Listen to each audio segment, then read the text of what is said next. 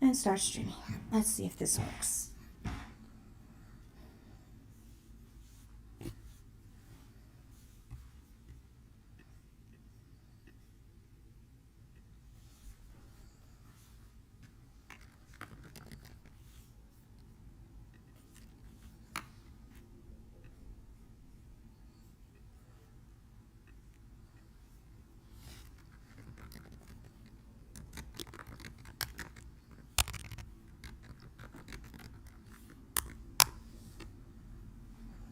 Hello, can you hear me?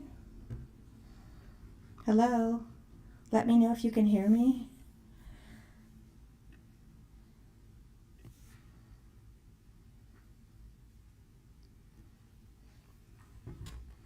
So today, I wanted to talk about... Yes, I'm live. Okay, so today I wanted to talk a bit about... just a little bit about what has been happening over the last few days in media, and at the same time, I don't want to focus on that. Hopefully, we have gotten to a place where we have some healing. Hi, Gwen Daniel. If you can hear me, can you please put a 1 in the chat?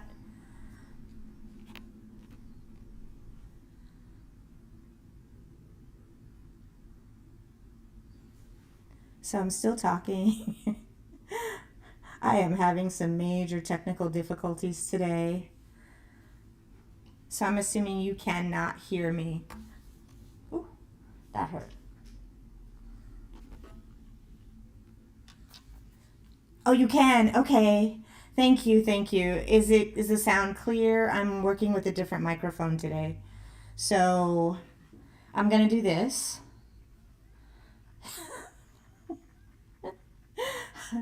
I don't know if you heard that, but so we have a setup.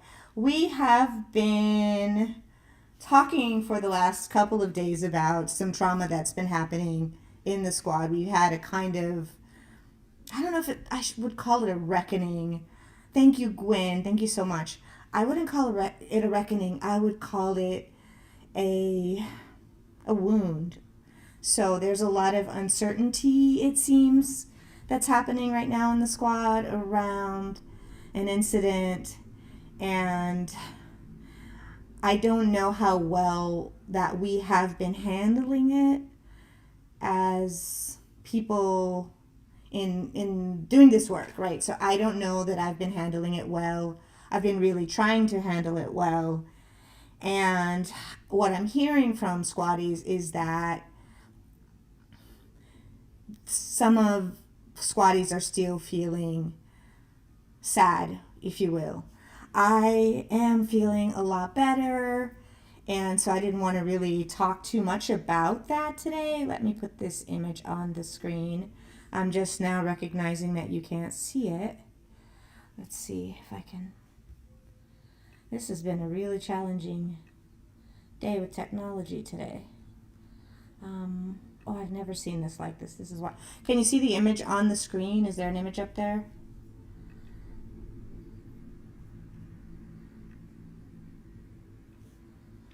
So, let's see.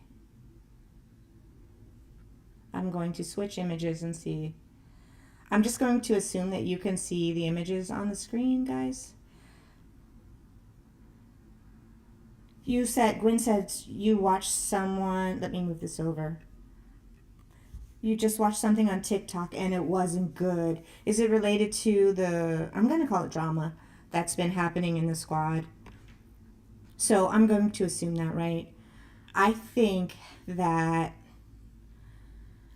for lots of members of the diaspora, this moment has been a kind of, I feel like you are saying that about me, if you will, moment. I think people have been in their feelings about what was said by the First Lady of Nigeria, and if I've made the discourse worse, I'm going to apologize for that in advance. Like I said, yesterday when I left, I was feeling really lifted. I had this kind of thought, and people in the squad were putting comments in, and we were talking about how these are not new wounds. And so for the last going on 500 years, there's been a separation in the diaspora between, let's say, African Americans, and not just African Americans, people who were taken from Africa, in the 15, 16, 17, 1800s, right? And the people whose families were taken away from them. And so we have had a hard time trying to figure out how to talk to each other. And so when something happens, we feel a bit sensitive and unsure about how to move forward. And that has caused a kind of breach, right? So what I was thinking, or what I had a kind of epiphany yesterday. You said the trolls are absolutely putting Meghan down for no reason, all because of the words that were spoken. Yes, they are. And I think a lot of us are going to our corners, right, without coming together. We're listening for affirmation that people are saying the thing that we believe versus listening for compassion and understanding, if you will. So the trolls are out because they want to have a wedge. And honestly, when I left yesterday, I was thinking that, when you have a child, and we see these, if you've ever seen a Lifetime movie that had to do with a child being taken away and found again at a certain point, or just a child who's been lost, then you experience some of that trauma around that lost child. And when the child comes home, the child is angry because a lot of times they feel like you didn't do enough to get me back. And on the other side, the parents are feeling like we did everything we could do, we couldn't find you. And so that's what this thing is feeling like to me, a little bit, or a lot like that. And so we're looking for and feeling like we are under attack when we're on one side, and on the other side it's like, no, I felt hurt by those words, and you're not acknowledging that pain. And so this is a moment that the trolls, it feels like they're winning. It's a really kind of sad moment, but if we just take a little bit of a pause and try to use our words and speak from our hearts, then perhaps we can have some understanding and compassion so that we can move forward. Because like I said, I planned an entire show today that was going to just briefly touch on that and see how people are feeling. And I understand that people are unsubscribing from podcasts, and there are just so many hurt feelings. And I think we have to, remember that we are first and foremost family. And these things are going to happen, as teenagers. If we stayed out too late, sometimes the entire family would come for us thinking that we did A, B, C, D, right?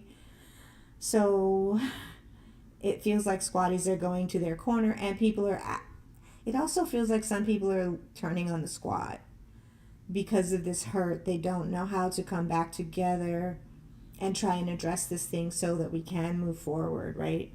I'm not seeing a lot of comments in the chat today. Does anybody have, do some of you have thoughts, feelings about this stuff? Because, again, like I said yesterday, I remembered yesterday when we were in the middle of it, I wonder if I can find it. I'm not sure if I can show it.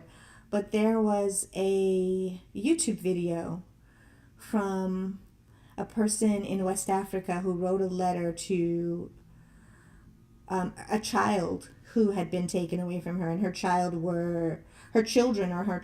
an African American who had been taken. And so when I was thinking about what has happened and why would we be so sensitive in the diaspora, it wasn't one child that was taken away. Imagine just for a moment, these are our wounds that we hold.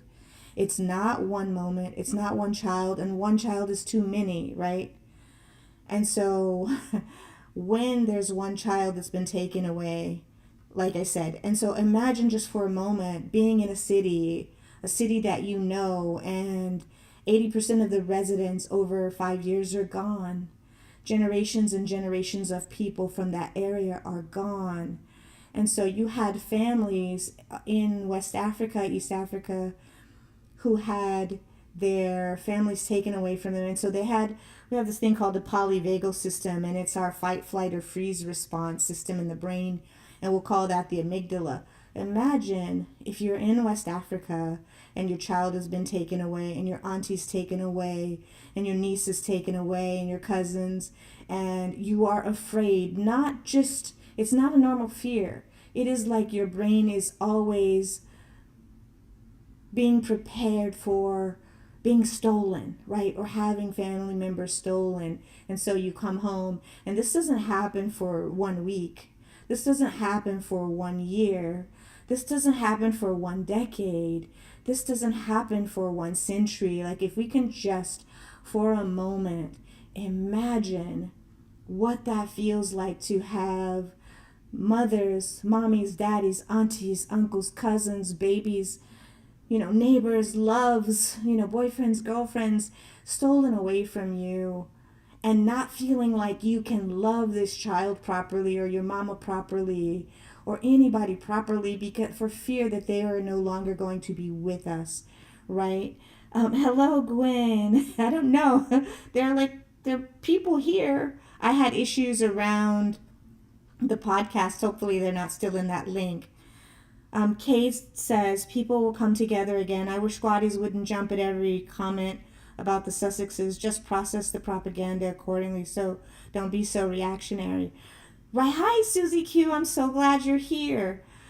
So this is what I'm thinking. So imagine just for a moment, we are in this space, and we are in West Africa, right? Let's say that it is 1651, and you are walking around, and you find out, you're hiding. Your auntie's been taken, your uncle's been taken. A week later, your entire village, let's say 80% of the people are gone, and this doesn't happen just for you at age 15. This continues happening at 16 and 20 and 21 and 32 and 45 and 62, and people just get taken. And how do you process that? How do you hold that, right? And so this is not for one generation. Again, this is not for one family. This is for an entire population, a whole populace of people along the whole of West Africa, right? And so you don't feel safe, and you feel guilt because you are here. And then on the other side, some of us, we were taken, our ancestors, we carry those wounds, and we were brought here, and we, for hundreds of years, were not safe. And we still feel that on both sides. For hundreds of years, we had no right to our bodies, our thoughts, our children, our grandchildren, our grandmothers, because at any moment, if we don't jump off of the sidewalk, jump fast enough, do something quickly enough, we are going to have our flesh torn from our bodies.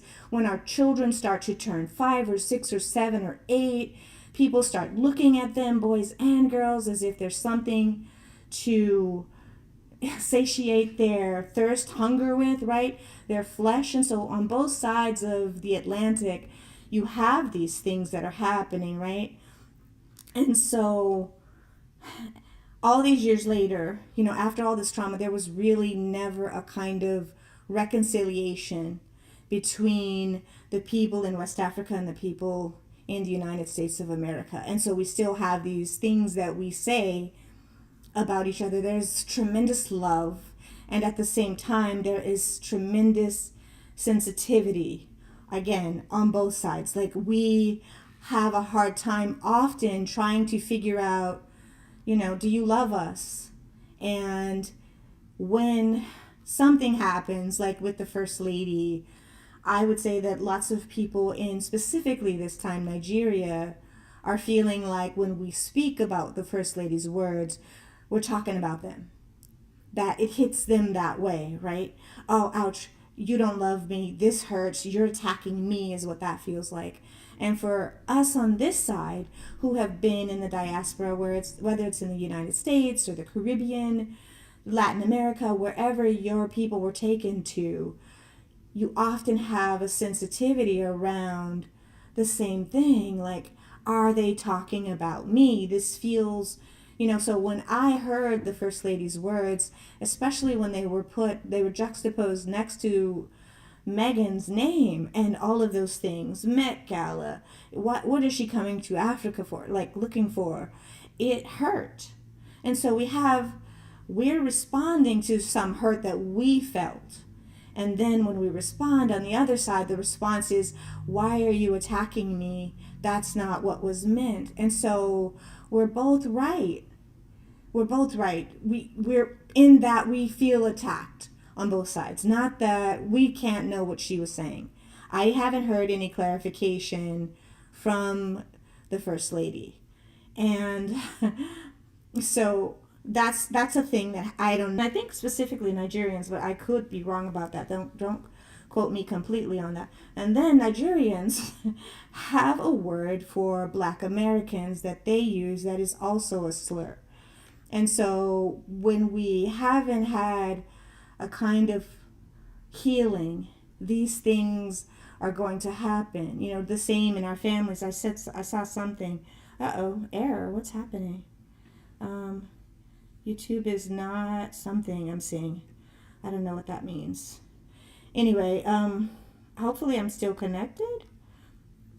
So, anyway, there's not been the healing that is probably necessary for us to come together. So we come together with these broken pieces, generations of people who have either been enslaved or who have lost entire families to enslavement. And so we're all broken if we have, and even other countries have experienced some of this. So I'm going to read some comments really quickly before I keep going. I think I said it could have been avoided and really unnecessary. It's a sensitive topic. Jewish, Chinese, Japanese, and other groups of people will come together, but it's so difficult for Blacks to bridge the gap. We allow other people to help divide us. Yeah, I think that's true, and I think we need to address these wounds. Like, these are major.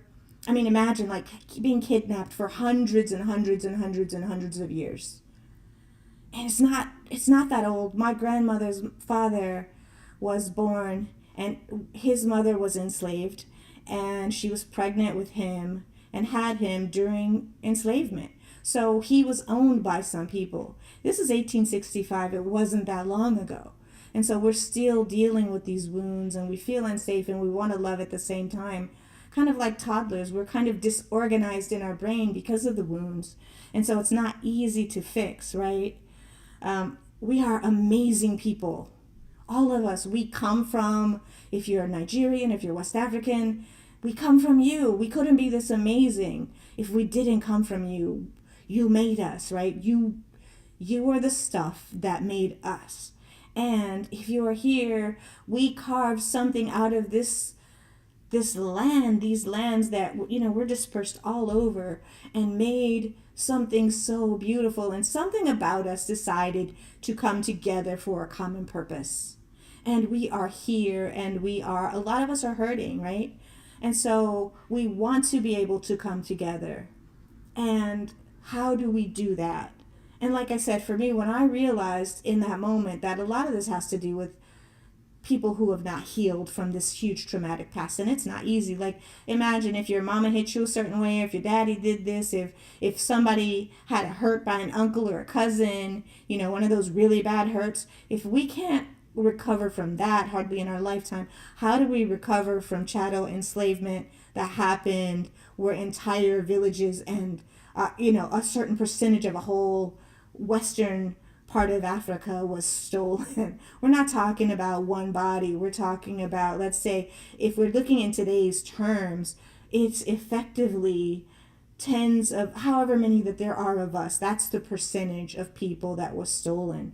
So if we are 30 million, if we are 40 million African Americans just in this country, and you have Brazilians, and you have, That's how many. Take away all of us from this population, and that's what that looked like. That's the kind of trauma that we hold. And if we can't heal easily from, harsh things that have happened in our past that we still sit with, imagine how, like, we're still sitting with all of that stuff too, whether we realize it or not. It's called, epigenetic trauma, all the trauma that our forebears carried in their bodies until the time of conception, we carry in ours. And that's for generation after generation. So my mama was 26 when she had me. Her mama was 32. So up until my mom was 26, all her trauma. Up until my grandma was 32, all her trauma. Up until my great-grandfather, when he had her, he was in his late 40s. All of the trauma before that we carry within us. And so we don't talk about it, though. We get in our feelings and we go to our corners, and we don't listen well either on both, so let's see what some of the comments. To put a stop to all this, Susie Q says, the First Lady needs to clarify what she said because she left room for criticism. Okay, good. Yes, Gwen Daniel said, people are still defending the First Lady and everyone has their opinion, but she was wrong. Okay. Susie Q, absolutely, but she's really quiet now. Good Tuesday to you, Joyce Anderson, and everyone. I am Meghan Markle. Absolutely. Absolutely, I am Meghan Markle. We should not let our love be displaced. There is something called righteous anger. Be angry, but sin not. Don't let the sun go down on your wrath. We should hold no animosity. Life is about discovery. Yes. Thank you, Cynthia and Lola. Susie Q, I don't think she's going to clarify anything because she knew what she was doing. And so we can assume all of these things are true. And so for those of us who are in the squad, when no clarification comes, that makes a point to some of us, right? But we also know that our people in the squad, they don't feel like that. They don't feel the words that she expressed. They feel like when I was defending this person, I hurt you. I'm sorry, I love you, I don't want to hurt you. How do we do that, right? How do we do that? Because think about it. Again, how do we move forward with our loved ones in the squad? Because we want to, we need to. Because this is one this is one small thing. And I'm not minimizing it. I'm saying in the whole going on 500 years of what's happened to all of us in the diaspora, this is a small thing, right? Compared to a baby being stolen, compared to ancestors being stolen. This is a small thing. How do we recover? Anybody? How do we recover from this? Because we want to, right? But our brains are telling us it's not safe for some people. For me, I'm like, yep. Okay, so the letter. Let me talk about that letter anyway. I wish I should have tried to find it. Maybe I can find it. But it was so beautiful. This letter that she created to Africa. I think she wrote it to African Americans. I'm gonna type right now. Letter to African Americans. From it might have been from an African, I can't remember. See if I can find it. A letter to Black America. Okay. No, this isn't it. That's not it. Hers was so beautiful. Gosh. Nope. Gosh. I will, if this is still going on, I will look for it. Hopefully, are you guys still there? Let me see. As soon as I type anything, this thing goes mad.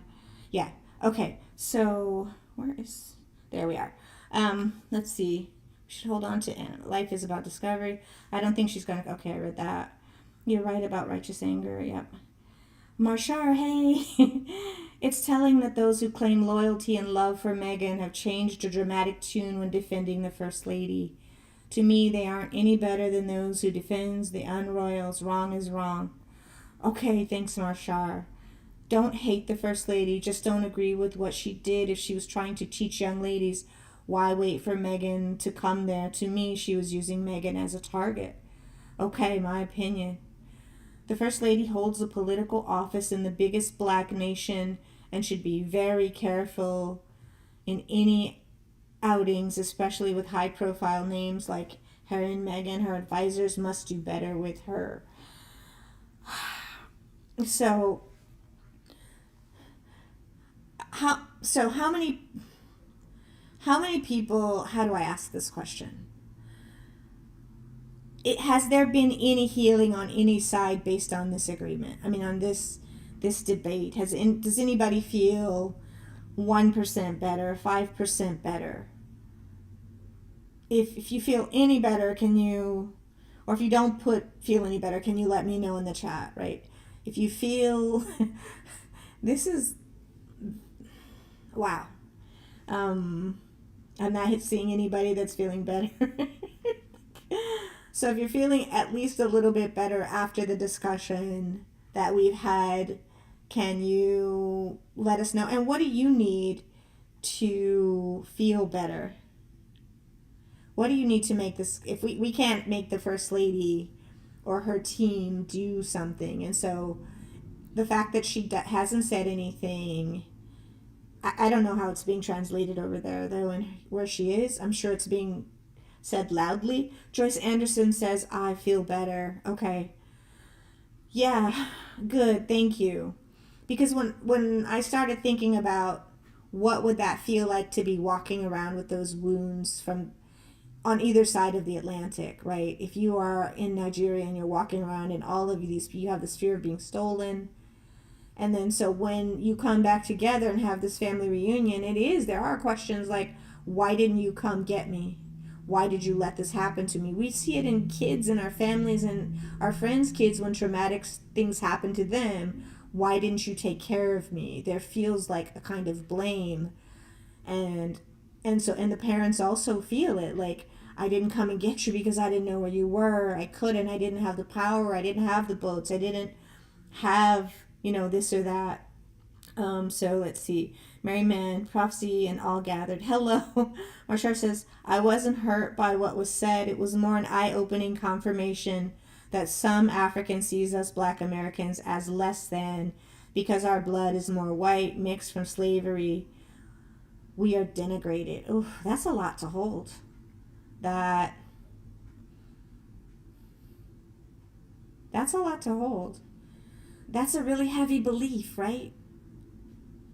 That sometimes we think that people think that, not that we think that ourselves, but that we think that other people might have these feelings. That's a lot to hold.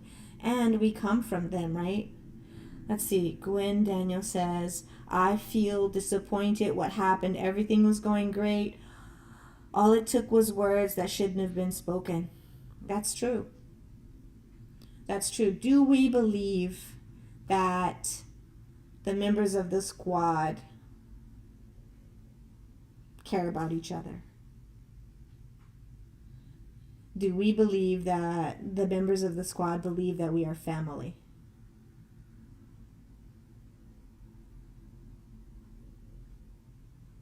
If we believe that, can you put a 1 in the chat? Despite what's happened, do we believe that we are family in the squad?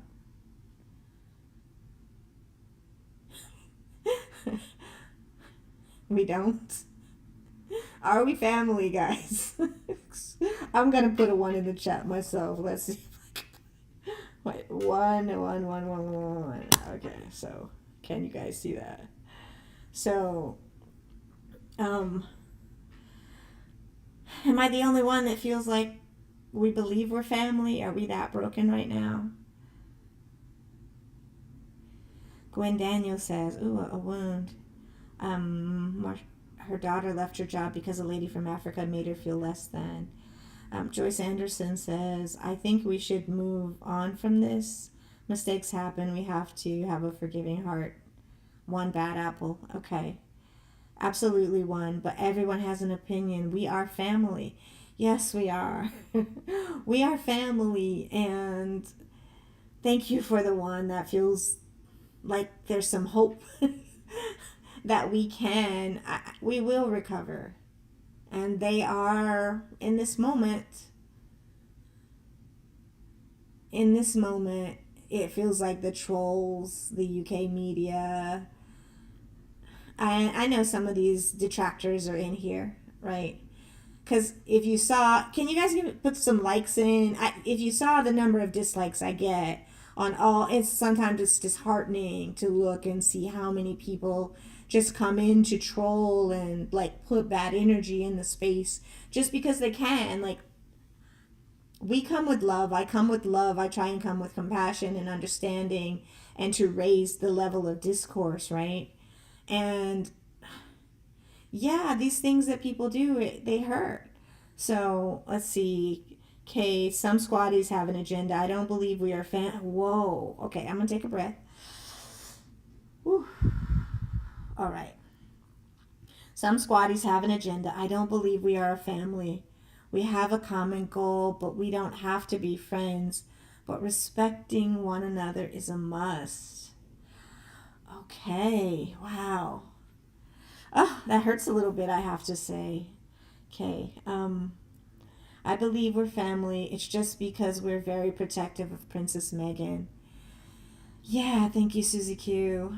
Hi, Professor. All squatties in the chat. Happy, blessed evening. And to me, we are family. Thank you for that. Yeah, because how do we... Marshar, but I can go on and still love my squad members who speak with their whole chest in defense of the First Lady. My view is what it is, and I still love them as my sisters and brothers. Okay, I can move on. Okay, good. Case burner account. I always like this space, Professor. Thank you. I mean, we have been doing this work for years, a lot of us. And if you're a new person in the chat, if you're a new person in the space, we are going to recover from this. We are going to, because we are strong. We survived all this that we opened the pod talking about, right? We send a strong message that Princess Meghan is not to be disrespected, says Mary Mann, and just keep it moving. Thank you. Case burner account. I understand, Gwen, and respect your feelings. Okay. Yeah, because and I want you guys to be honest. It does hurt, right now a little bit. I was really feeling lifted yesterday when I left. I'm like, okay, we have a hole in our hearts the size of Africa, based on those of us, who have been taken, and those who are in West Africa. They have a hole in their hearts the size of, the diaspora. So we all have wounds. And at the same time, you gave us the stuff that made us be able to survive. Not that you wanted us to just survive, you wanted us to thrive. And how do we turn around and say, yep, some people still feel like you guys didn't try hard enough. And so this is why the mistrust, in a certain part, right? This is partially why, because we have never had a proper reconciliation, and there's some gospel songs we could put in the chat. I can say how I got over. My soul looked up and wondered if we're on this side. We made that music for a reason. My soul looked up and wondered how I got over, right? So that's how I'm feeling right now. We gotta get over how I got over. My soul looked up and wondered how I got over, And if you want to say, we shall overcome, you can say that too. You can sing the Negro national anthem or the Black national anthem. Lift every voice and sing till earth and heaven ring with the harmonies of liberty, right? Because we made these things because it was all about survival. And now this is an opportunity for us to really not just look at each other and be proud of Meghan, but look at each other and be proud of us too. We love her, yes. We understand in the trauma that the UK media put her in, that they were also wounding us. We felt those things in our jobs. We felt those things in, public spaces. We felt those things at like banks, swimming pools, like name it, name the facility. We grocery stores, car washes, outside on the street, walking down the street. We feel these things, and yeah, we feel these things, but we don't only want to feel those things. So sorry, guys. Meghan has been through a lot, but we need to be realistic. As long as Harry's suing, that's covered up, and Harry's suing and fighting back, the attacks won't stop. No, they won't. And how do we, like, we're not going to go back to being who we were before this happened. How do we go back and be better? Because, like, scar tissue forms, and it's harder and tougher than the skin that was there before, right? When you get a wound and you get that skin that heals, it's tougher than the skin that was there before. And yet, we're not all trying to be scarred. We don't want to be covered with scars. And at the same time, that scar tissue has healed and it is stronger than it was before. And it's still a wound, right? Let's see. Prudence says, the devil is a liar and we have to be careful because they want to tear the Squad family against each other. We rebuke you in the blood. Yes. How many of you know the blood done signed my name? that was a song that I'm very familiar with. The blood done signed my name, right? And so what can we learn from this? How can we move forward? What Lola says, what Marshar said is true for many Africans. I have many Ghanaian and Nigerian friends. They all had no clue of the horrific things our ancestors went through until they came to the U.S. Wait, I think I missed something. Thank you for that, Lola. Kay Burner, we know that, but it's still wrong. Meghan is always the scapegoat. Yeah, and some of us are always the scapegoats, no matter what we do too, right? And so we don't want to be scapegoats in this space. We want to get back to talking about these lovely portraits. Mary Mann, Professor Z, the derangers like to hear you triggered. You should expect these sort of attacks by now. No big deal. They do, but what they don't know is what the things we made from the stuff we had. They move this whole world.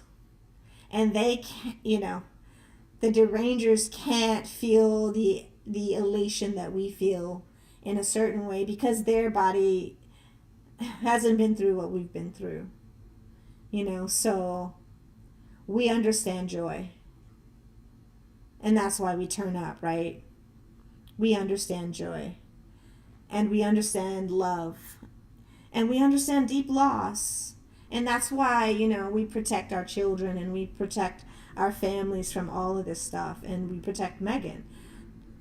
They thought, and here's a way we can turn a bit. They thought that they could just come for Meghan and that she was going to go gently into that good night.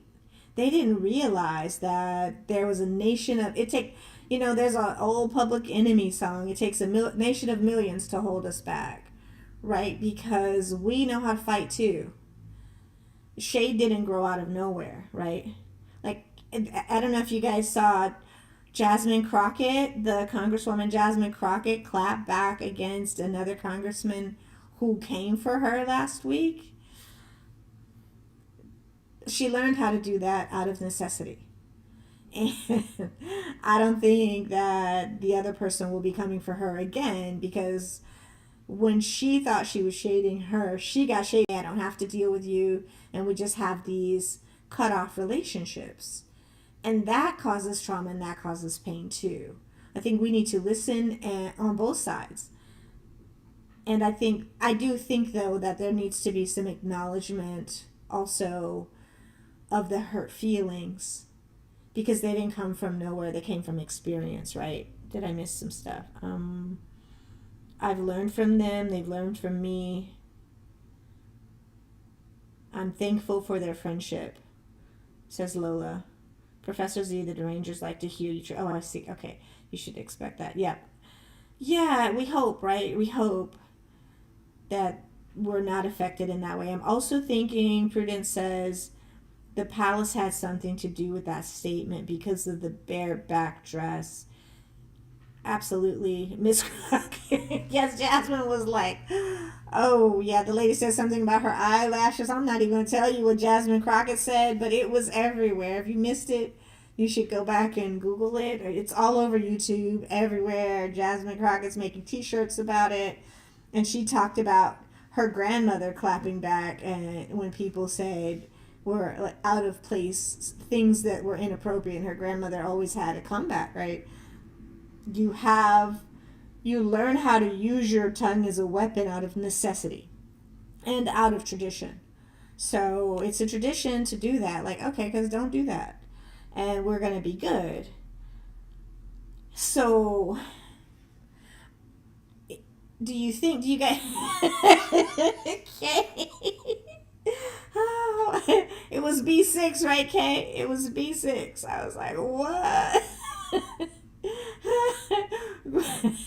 Gwen Daniel said, Jasmine C. preached her truth. Oh, yeah, it was bad. I was like, what?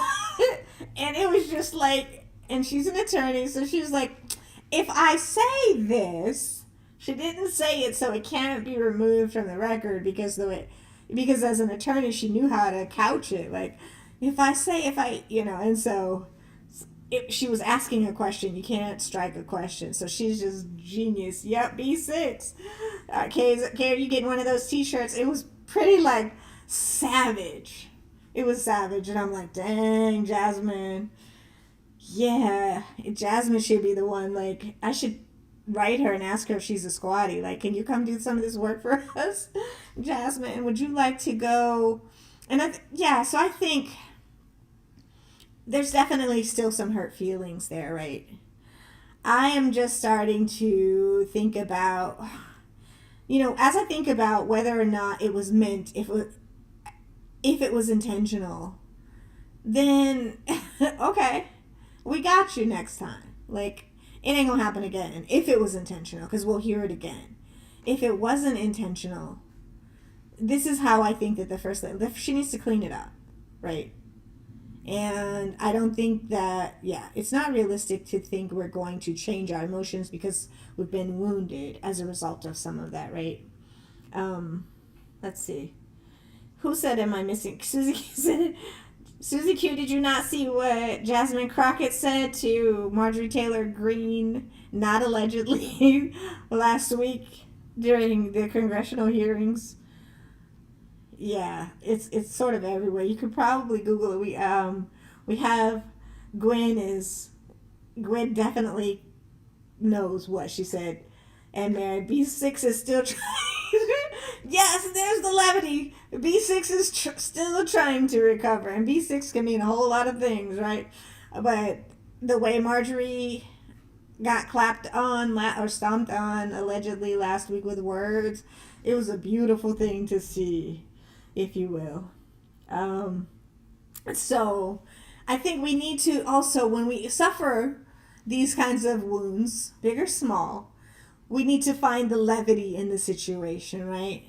So what is the levity? What is the thing that we can laugh at in this situation so that we can maybe feel better? I know my grandma died and I was 20 and I thought I was just gonna like perish, if you will.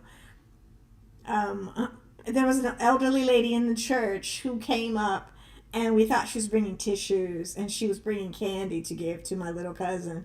And we were all just laughing like in that moment because we needed some levity. So we found laughter in the middle of that funeral because we were all feeling the same way. And so in this moment, we need to find some levity. Jasmine Crockett can bring us some.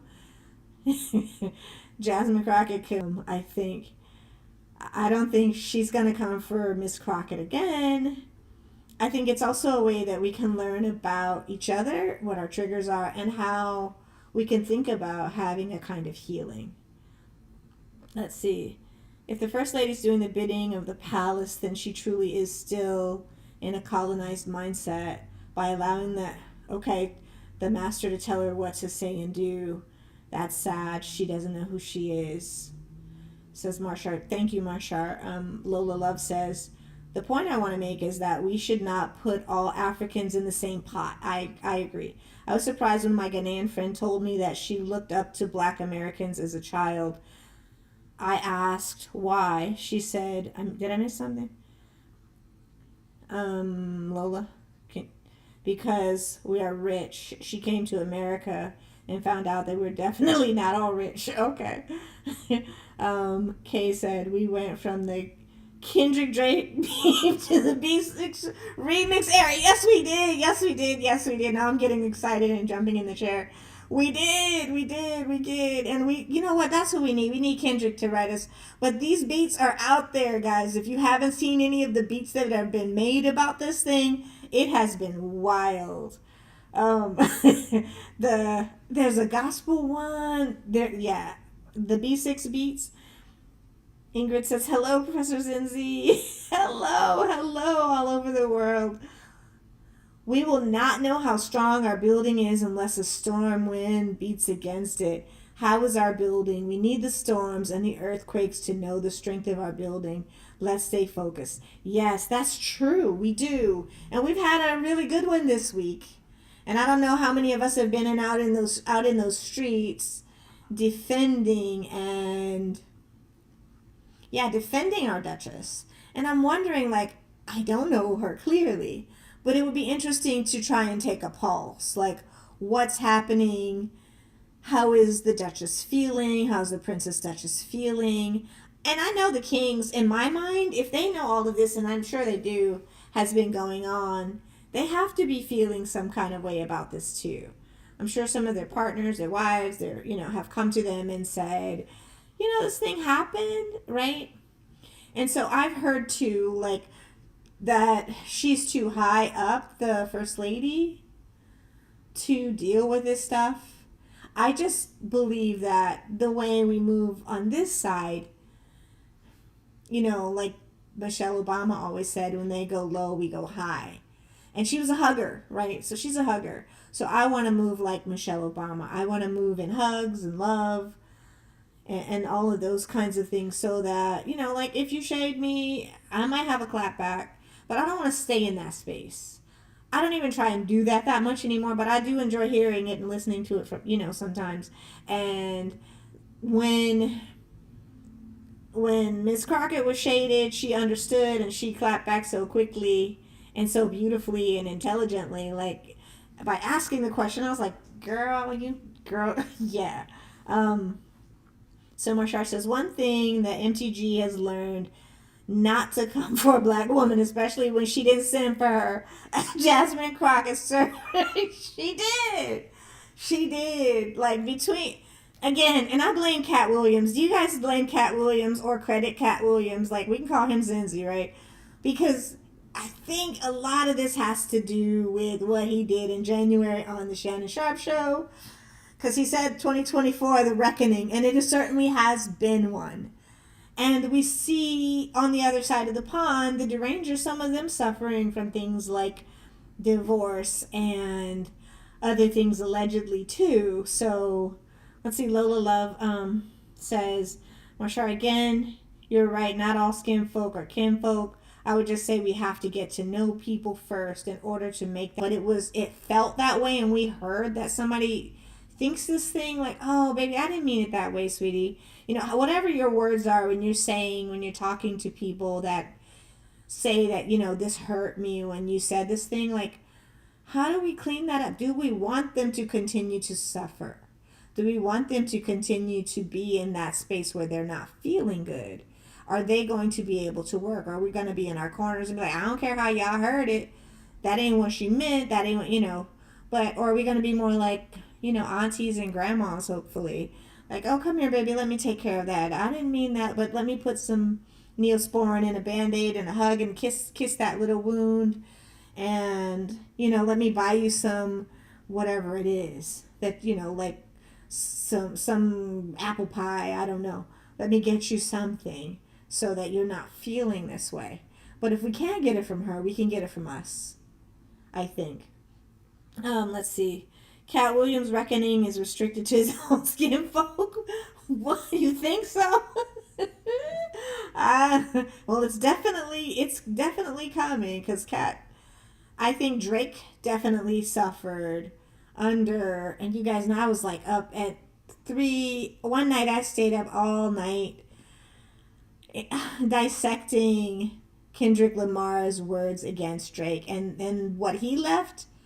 I don't know if Drake's going to have a career after this, right?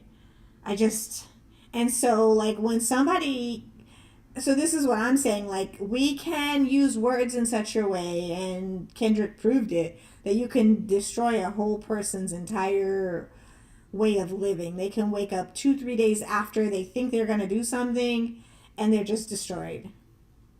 So that's what words can do, right? I think if Drake knew when he got into this battle that he was going to come out this way, he wouldn't have done it to begin with. And I think maybe we can extrapolate that to the First Lady. Like, if she knew that the Invictus Games might not come there as a result of her doing whatever, if that's the case, maybe she wouldn't say that, right? Let's see. Some people speak without thinking. True. Cynthia says, Gwen said that. Cynthia says, I remember once saying to my pastor, you need your enemies because it is in the presence of your enemies is where the table is set or prepared. Psalms 23. That's right. In the presence of mine enemies. Thank you. So Lola said, Mary said, wait, hold on. I just saw something. Mary says that First Lady knew what she was doing. And Mark Sharp says, y'all can go high, but when I still go low and hug, yet I will go lower than low. Is it going to be a B6, Marsha? Or are we going to call it a B8 or something else? Like, when you're done, are we going to be able to walk? Because I'm not sure. I think with Marjorie Taylor Greene, she wanted the dialogue to stop immediately and asked, yeah. And Jasmine was like, nah, y'all come in here. And she was completely speaking Black English. You know, it's just like, dang. Okay. Let's see. If I think so, name the others. Oh, I don't know what that means. He named. Cat Williams came with all the heat for his skinfolk. Cat Williams, yes. I felt his heat for me even, right? I felt that. I was like, dang. You know, and if you... Who gonna check me, boo? Did anyone see the smile on Jamie Ruskin? Yes! Face. When the guy asked for clarification, now what now? Now what now? That part? Oh, he was just, that was pure joy. Pure joy. That was just like, I wish I could show you a video that Jerron Coco made. That thing, maybe I'll figure out a way. It's like a 1 minute long video that he made. He's not in here today disrupting.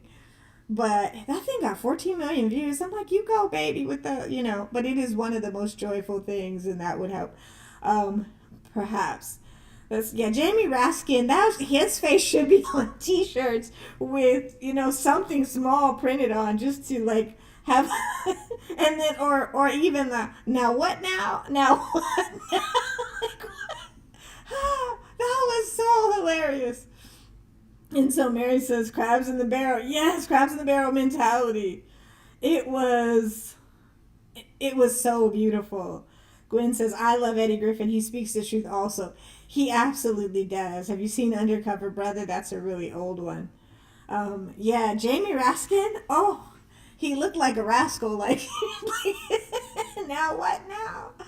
Jasmine knew when you saw her face too. Like, you guys should check it out. Like, if you just want to laugh. If you're on the other side, depends on, yeah. I don't care. Like, Jasmine's been saying she's been getting compliments on all sides of the political divide. She's like, and compliments on her eyelashes. It's like, coming for her eyelashes, she's so pretty. To me, I think she's beautiful. So you're like, your false eyelashes? And she's like, okay, B6 now. So, and in this space, I think hopefully this is the last time that we will have to address this and we can get back to the business of doing the work that we need to do for the squad, doing the work that we need to do for Meghan. And I want to ask you guys this question too. Gwen Daniel said I was sitting there looking at it with my mouth hanging open. I know, it was like push your jaw closed because she was like, now what now? And Jamie Raskin swallowed the bird. Like, he was like, what? He was the cat that swallowed the canary or whatever. He's just like, oh, it was hilarious. But yeah, so I was thinking today too. I did a whole bunch of slides, of course, to prepare for today's show. And what I came up with too, like, okay, so I think that I'm going to switch gears a little bit. We can come back to it. But when I was thinking about these official portraits, I was thinking about the official portrait, or one of them, of President Obama in particular. And then the former, my forever First Lady, I'm going to say that, Michelle Obama's portrait also that was done. And, so I think maybe King Charles had that in mind when he had his portrait done. Maybe he thought it would be something really cool and different. Because I haven't really, but years ago I saw one of the palaces in, I think it was Architectural Digest, his gardens, and he was talking about how he was really into conservation and the gardens were really beautiful. So I can imagine that he's really into the arts too. And so when he's having his portrait, I know Kehinde Wiley did President Obama's. And so I'm like, oh, maybe he thought he was going to get, something modern, something that's with the times, like President Obama's picture, his painting is.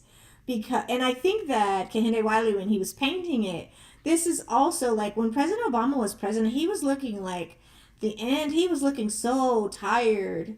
But most people believe that he had, like, he's a great person, just essentially, right? The way he loves his family, the way he loves his children, the way he tried to do things like healthcare and stuff in the United States.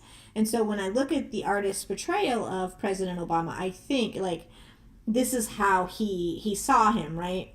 And so, and then we see Michelle's, right?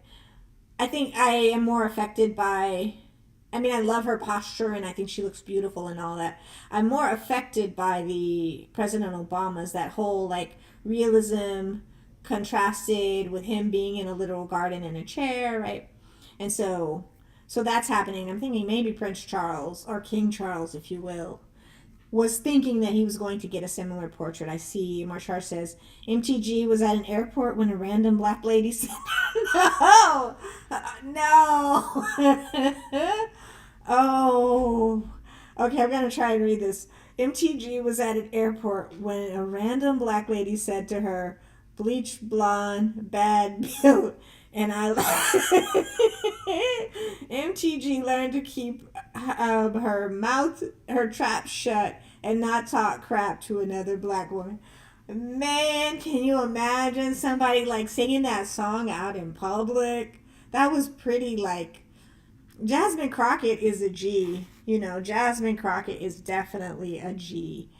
Because when she said what she said, and then Jamie, like the whole thing, like it's about, what, 2 minutes, 3 minutes long, the whole interaction. But can you imagine, people are going to be screaming that at her for the rest of her life. And so for like probably 15 seconds, she did it. She had a really, smart comment that she brought some smoke to Jasmine. But Jasmine brought like the weapons. Jasmine brought like real weapons to that discourse. And it was like, yeah, I will never, ever, ever, ever, ever say another thing to you. I'm not even gonna look your way because, like, you've got, thanks to Kendrick too, right? That whole battle and beef or whatever people, you want to call it, thanks to that. Like, now you've got people making songs about this too, and it's just like, where are we at? I've got this, like I said, my new mic, one of them came, so I'm gonna do this. Did you guys hear that? But this is my favorite one. Like Little John.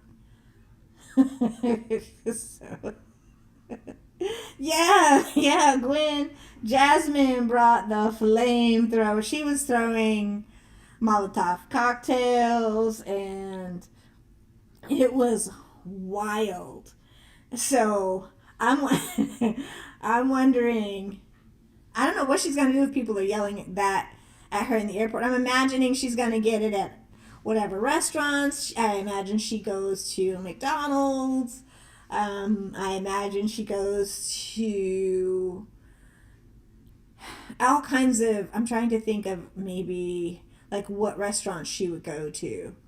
Maybe a Cracker Barrel. Maybe what's the one restaurant? The Old Country Buffet. Maybe she might be too rich for that. Marshall says people know that black people are good with the comebacks. As a kid, we would play the dozens. Yes, you had to be good with that and not get your feelings hurt. Right, Nick Cannon did a whole show that I never watched. But Nick Cannon did a whole show, what's it called? Wildin' Out. That has to do with, my daddy called it playing the dozens, right? That wildin' out, playing the dozens, clapbacks, if you will. Like, and sometimes we can still remember some of the good ones that, Yo Mama So Skinny, she plays hula hoop with Cheerios, like all those things, like those silly jokes, or your mama got beat up in a bubblegum fight. Like, what? So those kinds of things that when we were kids, that, and sometimes adults, my dad used to be really good at those things, and he was shy, so it was surprising. Maybe those are the words to get her out of the White House door, says Prudence. Yeah, so when Jasmine came for her, it was just like so beautiful, and we needed some levity because Kendrick had done a lot of work. Did anybody go look at anything Kendrick said or did, or have you guys? Because that's a whole thing. We could do a thesis, a dissertation on what Kendrick did with his words to dismantle Drake's entire career. I have heard of rap battles in the past. I have never seen someone come out and, he has a Pulitzer Prize, and so I was seeing these articles that talked about, plagiarism. I'm like, you guys have lost it. There's no way. This Pulitzer Prize writing hip hop artist, like, with sextuple, entendres, not just double, triple, quadruple. Like, he's having all of these meanings inside of every single word and inside of every song that the kids are studying. It was a beautiful thing for me to watch. I'm sure Jasmine Crockett may have had some hidden meanings, some entendres in her thing too. Maybe not. Maybe it was all just plain. But I think that 2024 has been really, really interesting. I think there's been a reckoning with King Charles's portrait, if you will. I think that it's like the people have something to say. You can hire artists, and artists have been doing this kind of thing for a long time, right? They've been hired to do portraits of rich people, famous people for, as long as people have been painting almost. And it seems like we discover often, I think, who's one of the paintings, the Mona Lisa, it was just discovered maybe a year or two ago that there were some mathematical equations in her eyes or something. There was like a code. So people are discovering all kinds of codes in these things. And I think I talked a little bit about McQueen, that he had sewed some things allegedly into clothing. And then you see a lot of erasure happening. Like, oh, no, that didn't happen. So, yeah. And then you'll see in 50 years or 100 years, somebody will literally bring those things out and apply not necessarily a mag. Who knows what we'll have as tools then to do this kind of work? Because AI is just like really out there, but we will know what happened in all of these cases. And so, like, I think, the reckoning continues with King Charles's portrait, and not only King Charles's portrait, but we also see a kind of reckoning in Princess Kate's portrait. And so, I think it was a Zambian artist who painted Princess Kate's portrait, and the picture that she painted of Catherine, I thought a little bit back to, and I have it in a slide. I thought a little bit about the picture that was allegedly Princess Catherine riding in the car with her mother. I'm like, oh, it kind of looks like that one a little bit, not a whole lot, but just a little bit. Kay's burner account says people are still analyzing Kendrick's lyrics. Some of the hidden messages in that rap battle are incredible. Kendrick is a real MC, not a rapper like Drake. The problem with Drake is that Drake, wherever he goes, he absorbs the culture of the place that he's in. And then after he absorbs the culture from artists, then he sends them cease and desist letters, allegedly, moves on to the next popular person and does the same thing in that space.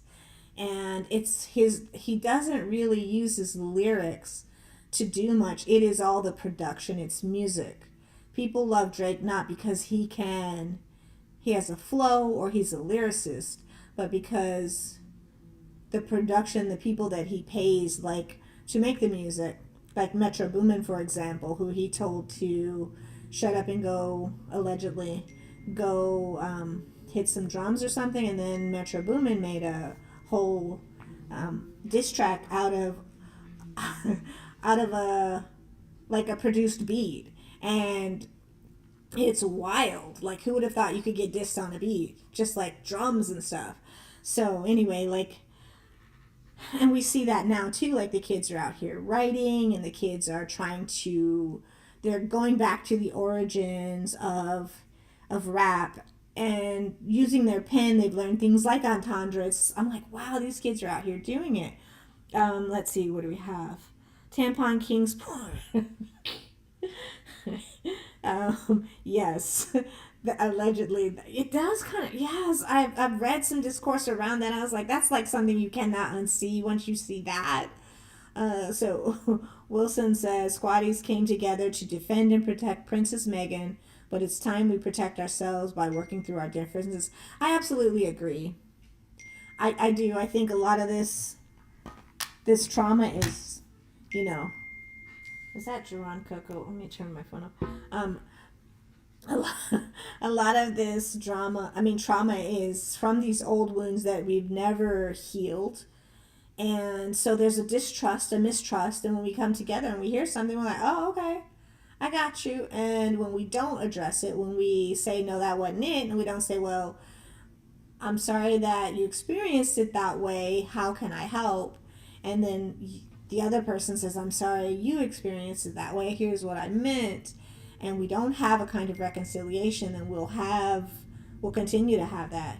The first let me see, hold on. Has the invisible princess, I don't know that we've seen, I'm in old school, love old music, thank you, Gwen. Has the invisible princess vanished, or is she vanquished? That is a kind of scary question, allegedly, right? I can't say I know.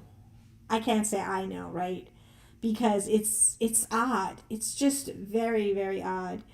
TB, it's beautiful. Oh no, throwing Rihanna's song Man Down, which is about abuse. K-Dot brought him down by using facts, exposing Aubrey. Yes. Cynthia says she brought the smoke, but Jasmine brought the fire. The alliteration, B6 was all lit. When they go low, we go high. Jasmine, when they really high, B6, baby. Marsha, Drake is Canadian, coming after a Black American male. Drake doesn't know what it's like to be a Black American male. He should just sit down and leave the real rappers alone before his career is over. I think Drake, yes, I think Drake, the mistake he made was trying to be, he didn't show his Canadianness, right? He didn't stick with the Crody stuff. He didn't ever take us on a tour in my mind, right, I'll just say allegedly again, of Canada, right? We don't know, we didn't get to experience what it's like living in Canada. One of my favorite rappers, just some disclosure, his name is Kanan. I don't think he's made anything in a while. He's from Somalia, and he wrote beautifully. He was in the war in Somalia when he was 12, and he moved from Somalia to Canada, and then left Canada and came to the US, and has been producing, and he was dating Lupita Nyong'o for a little while. Anyway, whenever I see Fatima in the chat, Kanan has a really beautiful song called Fatima about a girl that he was in love with when he was 12. I think he was 12. And in the war, she ended up getting hit by a bullet, and she perished at 12 years old, and he got the news. And so the song Fatima, Fatima, it's a really beautiful song, but every time I see Fatima, I think about, that's one of my favorite songs by Kanan. But so Kanan showed me Canadian rap. Kanan showed me rap that was born out of trauma in Somalia and grew up in Canada on these Canadian streets, right? And it's beautiful. I can't say that Drake did anything like that. I don't think he does. When you think about rap, when I think about rap, and I think about people like Gil Scott-Heron and the Last Poets and all of these people who were writing about something significant, that's how rap was born, right? And then, we can make money off of this, and you have the industry coming in and promoting gangster rap right almost immediately after that, promoting like NWA and this stuff juxtaposed to the stuff that we really wanted to hear, like, Scott LaRock, or like Self-Destruction. There were all these really great KRS-Ones. Now, we're not going to listen to you guys be conscious and talk about that. We're going to bring in our stereotypical version of what you are and what you should be doing. And so I think Drake's mistake was trying to take on the persona of somebody named 21 Savage, or, like, if you didn't grow up like that, you don't know nothing, like Kendrick said, you don't know nothing about that, So he wanted to be tough and take on these personas, and then he'll discard it, like he did drill music in the UK for a while. And like, art brings us together, right? Just like these paintings. So he did the drill, he took on the West Indian accent. Even with Rihanna, he's like, gal can't this me, gal, not just gal. So you're just like, okay, so who are you?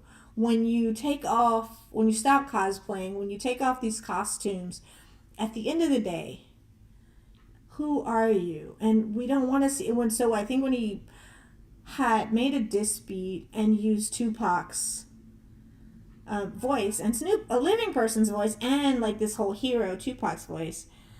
So let me read this before it goes. Drake is Canadian, coming out. Okay, I saw that one. Leave rappers alone before his career's over. Yeah, it's a mess now. Facts, TB. I'm afraid of Cat. I don't know what Drake was thinking. J. Cole was the smart one. He knew what would happen. He did. And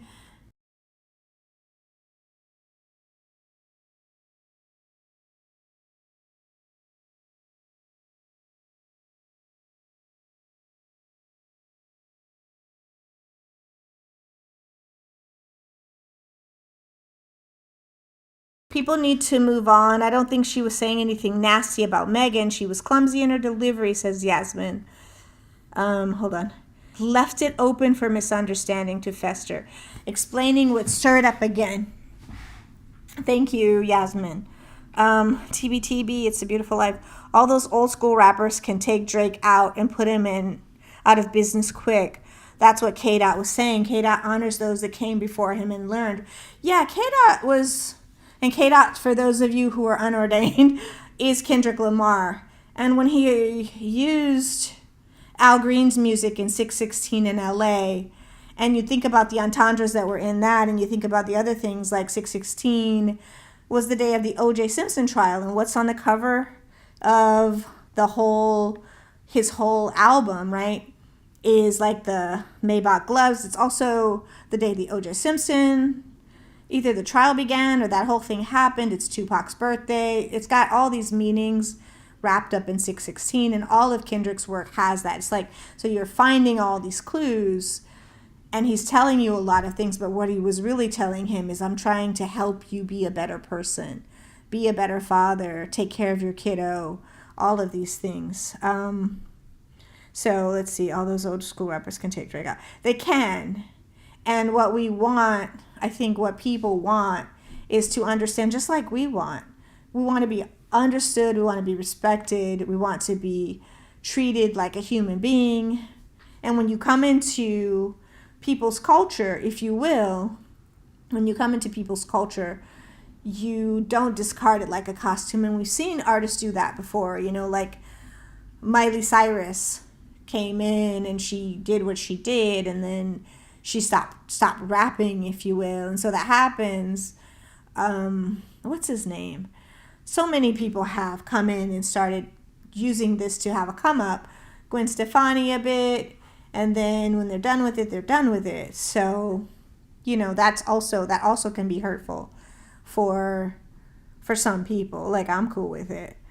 But how can we learn from what Kendrick did? Because Kendrick, I think, in this reckoning, starting with Cat Williams, what he did was, you know, continue what Cat Williams did, in my mind, with respect to this whole situation, right?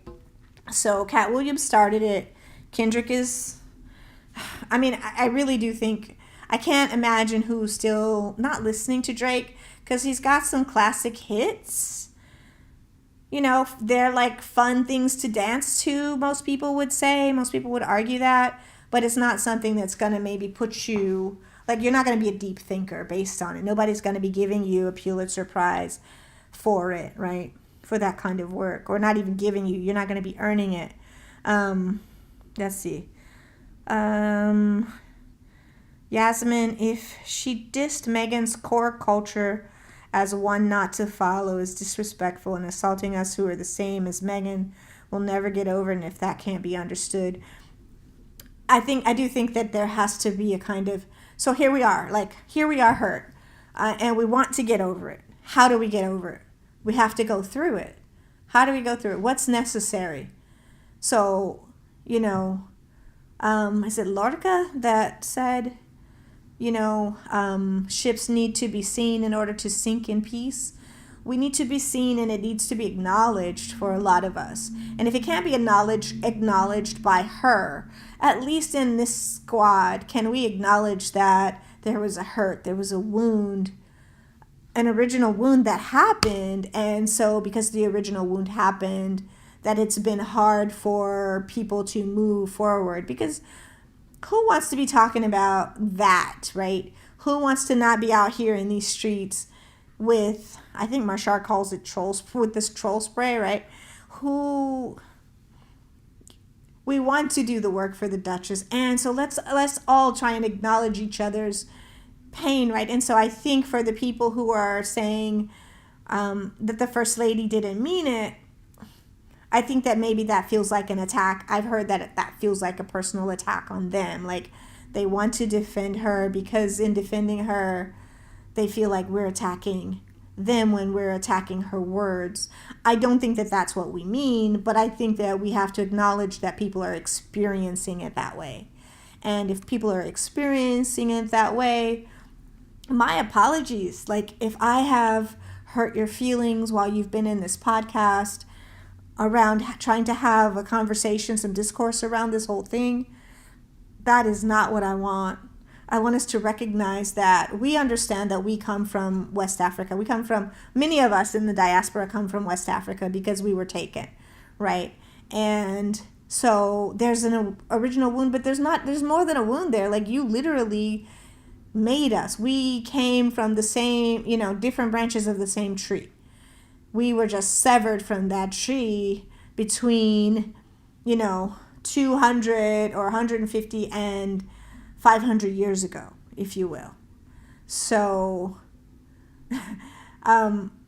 And so again, like, people were taken away, the cities, the whole, that part of the continent wiped out with this population. And because we weren't there, a lot of things that we created in this space would not necessarily have been created, but something else would have been created by the people who came here versus creating it here in this space, right? Different people, different experiences, less trauma would have happened. And so we all, in my opinion, need to understand and try and acknowledge each other's feelings and not just move on, but move up, right? With the understanding that that's different. Like, we don't want to use harsh language. And how do I say I'm hurt on either side? I'm hurt, and it needs to be addressed so that we can go forward. Still with that wound, with that scar, but it's not going to be open and festering, right? We don't want open, festering scars. We want to be able to move. And so I think, again, levity, laughing at, thinking about, like, what Cat Williams did and how Cat Williams changed the world. Like, Cat Williams is 2024 to me. Like, period, begins and ends with him, and everything that's happened as a result of that thing he did.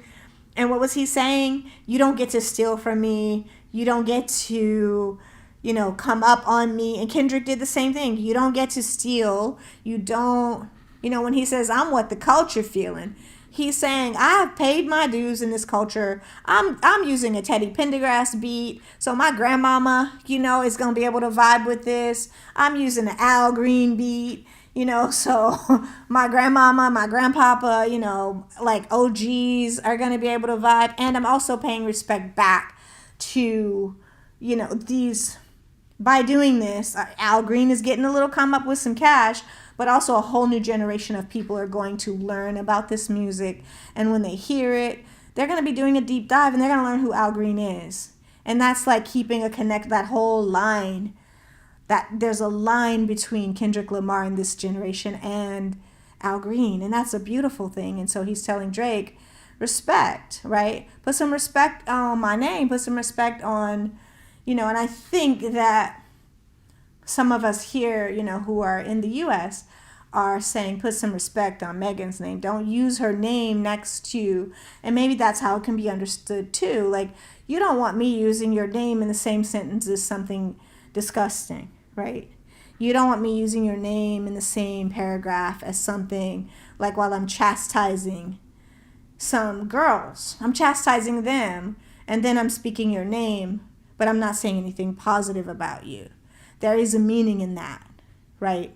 Whether we want to acknowledge it or not, there's a meaning in that, right? So how do we do that? Ingrid says, hello. Ingrid's from the Netherlands. Happiness, kind regards from the Netherlands. Hello, Ingrid. Good night, Prudence. All awesome squatties in the chat. Sweet dreams. Gwen. Good night, Gwen. Yeah, so let's see. TBTB, it's beautiful life, jazz. It's a beautiful life, jazz. Marshall Cat Williams is a true genius, and he told the whole truth. To date, no one has threatened to sue him because they know he has the receipts. Yes, I loved Cat Williams' comedy, absolutely. And he is allowing us to speak our truth, right? He is allowing us to have a kind of discourse around lots of things. And we can use this stuff to talk about, all of it intersects. Even these portraits of, President Obama and Michelle Obama, like the fact that Kehinde Wiley painted President Obama this way, but he also painted him like as he is. And so when he was in the White House, he's looking at the end, he was looking like tore up, like, dude, you look tired. You look like you need to get some rest. And after, 6 months after this portrait was done, Obama looked probably 5 years younger, 10 years younger. Because to me in this portrait, he looks older in this portrait than he looks because he was working so hard and doing so much, right? A Mary Mann says, First Lady could have referenced Nollywood. Yep. Instead of Met Gala, American film stars, the puppet knew what she was doing. So Mary Mann believes, I think, that it was planned.